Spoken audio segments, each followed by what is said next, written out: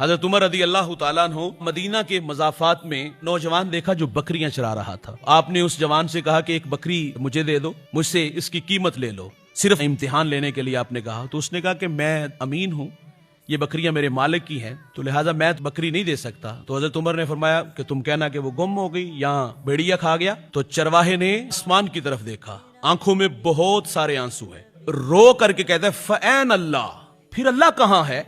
जब इतनी बात की तो हजरत उमर रदी अल्लाह तआला अन्हु ज़ारो कतार रोने लगे। आप कहते हैं कि इसकी एक बात ने मेरे दिल को जख्मी कर दिया।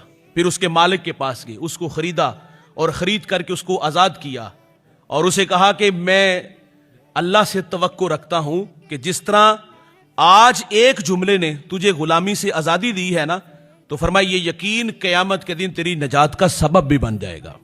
ये एक जरूरतमंद था, लेकिन अल्लाह पे तकवा कितना है, कोई देख नहीं रहा तो मुझे अल्लाह तो देख रहा है।